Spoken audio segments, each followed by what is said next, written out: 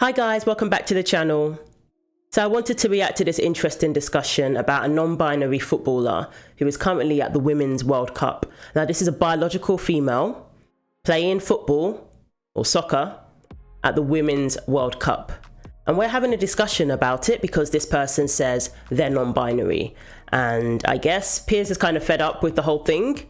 We had Demi Lovato, who recently has now gone back to just being a regular woman because she's tired of the whole they, them. People didn't get it. People just didn't get it. And in this case, I think Piers doesn't get it here. This is a Canadian footballer at the Women's World Cup who is female. And we're discussing it because this person is being celebrated as the first non-binary person at the Women's World Cup. So, okay. Number one, I'm glad that we're discussing a female playing women's football. I'm glad that's what we're discussing and not the thing that I've been discussing on this channel for the longest time now, biological males infringing upon women's sports. So I'm thankful for that.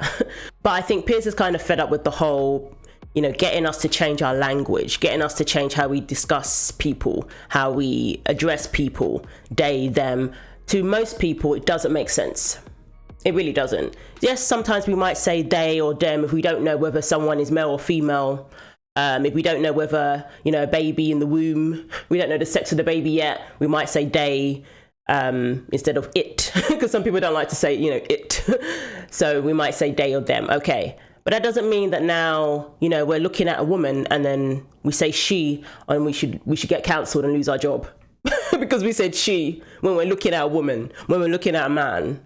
We know the sex of these people, but yet, our language now has to be altered once again to fit in with this gender ideology cult, which it has now become, by the way, in my opinion.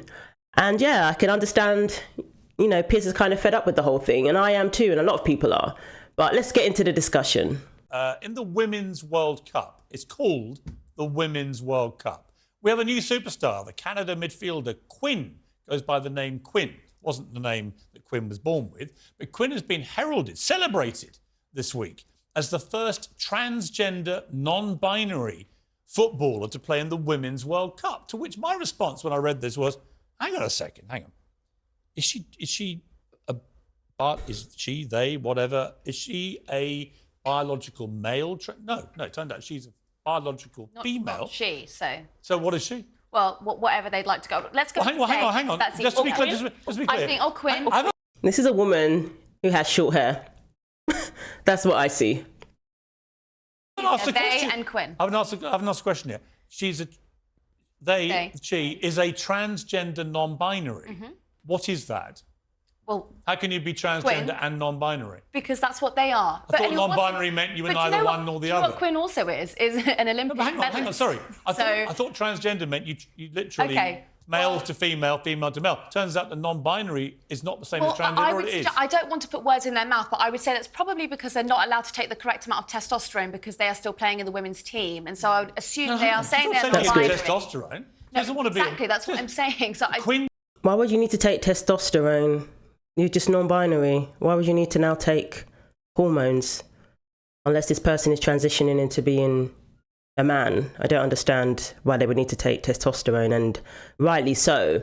But a person who biologically has more testosterone is allowed to play in a lot of, women's sporting events.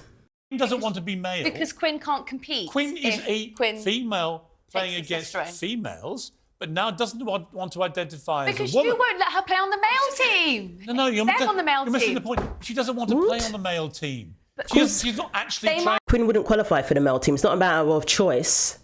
I don't even think they would care.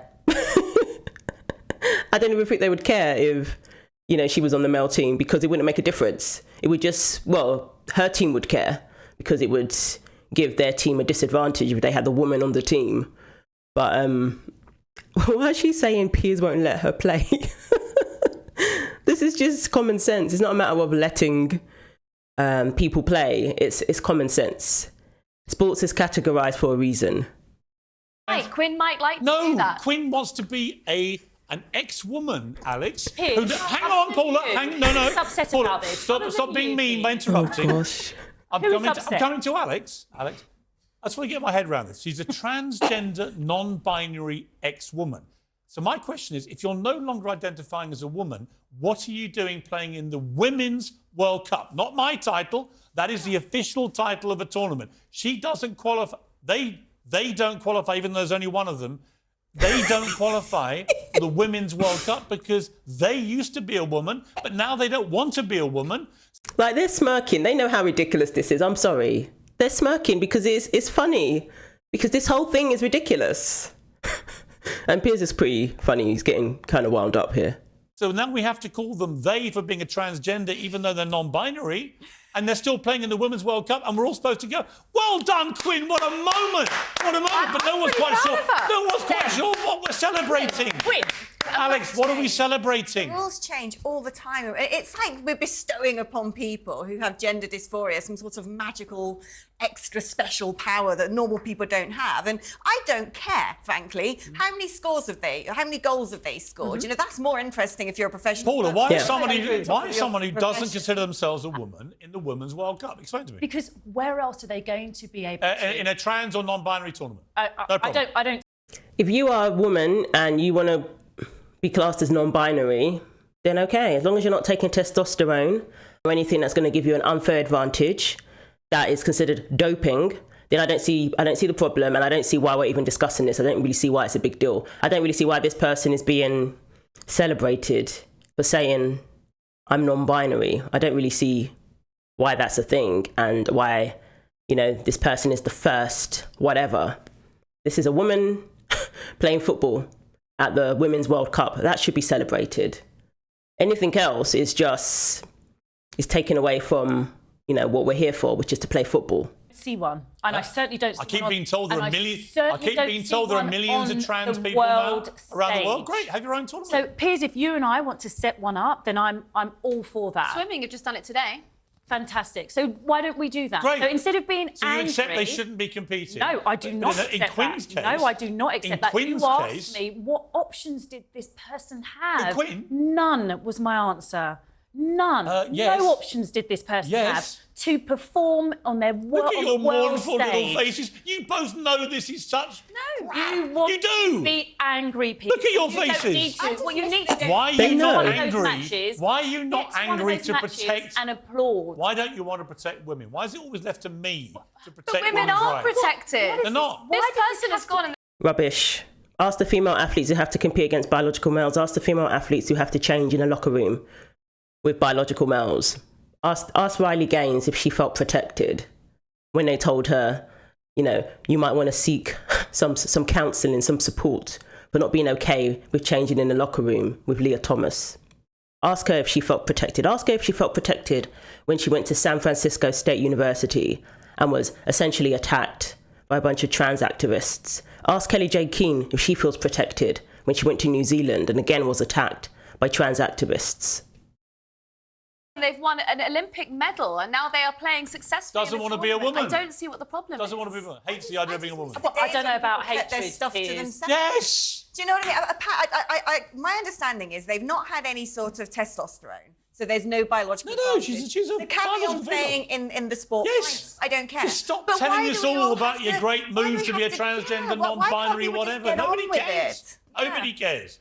A lot of people feel that way. A lot of people are wondering, why are we bending over backwards to appease people who, you know, essentially is like 1% of the population. Everyone else, so 99%, has to change their language, has to be okay with biological males being in female bathrooms. In fact, we now have unisex bathrooms to accommodate this whole thing. And that's not working out too well since we had, you know, those 2 assaults over in the UK. You know, 2 girls assaulted in a unisex bathroom. I was in a unisex bathroom recently in Seattle, and that was an interesting experience. The gentleman at the door held the door open for me, and I thought it was going to be single stool bathroom. When I went in, I was like, oh, this is a full bathroom with about 6 stalls. And yeah, it was a unisex bathroom, and I thought it was very, very odd. There was no one else in the bathroom with me. But, you know, for a lot of women, they may be uncomfortable in that situation. And men too. It's just getting ridiculous now. And we're only dealing with this sort of thing in the West. The rest of the world knows how to define what a woman is. The rest of the world uses their eyes. They look at someone and this person's a woman, they call that person a woman. they say she or her. They look at someone and they see that this is a man. They know that person's a man and they say he, him. People don't lose their jobs for using the wrong pronoun, across the rest of the world. It's only here in the US, in the UK, Canada, in the Western world that we're dealing with this nonsense. The rest of the world is laughing at us. While everyone else is getting on with their life and addressing problems that need to be addressed, we're bending over backwards and accommodating gender ideology. It's infiltrated everywhere, especially our schools, our colleges. We're teaching kids that men can have babies now. We're teaching kids that there are 100 genders, basically dumbing people down. We're allowing things that are potentially abusive. We're allowing actions and, behavior that is potentially abusive and threatening and unsafe. We're allowing those things, such as men breastfeeding babies. We're allowing that now because it's considered bigotry to question these things. It's called bigotry to say that, a man shouldn't be doing that. And there are people with conditions who are under the guise of transgender, people with, fetishes and all sorts of psychological conditions who are now hiding behind, claiming they're transgender. And because of these new policies, we're allowing these people, predators, pervs, we're allowing them into our bathrooms, into our women's bathrooms. And that has happened. So that's not just, hyperbole. That has actually happened. We're allowing male rapists into women's prisons. Again, all to accommodate gender ideology, this cult. You go to other countries and you say that, a male rapist who decides that they identify as a woman was allowed to stay in a women's prison. There are men impregnating women in women's prisons because this man claimed to, identify as a woman. And then 9 months later, someone has a baby, and we're wondering, we're calling this progressive. So yeah, I can understand, people are fed up. People don't want to have to change their language. People don't want to have to lie to appease someone's delusion. Men can have babies. That is a lie. But people are willing to say that to appease people's delusion. And it's getting to the point where this community is losing support. Once you start saying that they can go into, biological male can go to a gynecologist, once you start saying things like that, I've seen the comments on that video I did. They're losing support. They've gone too far. So, I think it's time to really take a step back and reassess how far we've taken this whole thing. If we care about our children, if we care about science, there's a lot of people claim to care about. If we care about, truth, we need to take a step back and, just get back to playing football, get back to girls' sports, men's doing sports, which, obviously gets a lot more attention, and get back to reality. So let me know what you think. What did you think of that discussion? I thought it was pretty funny. And thanks for watching. Take care of yourselves, and God willing, I will see you in the next video.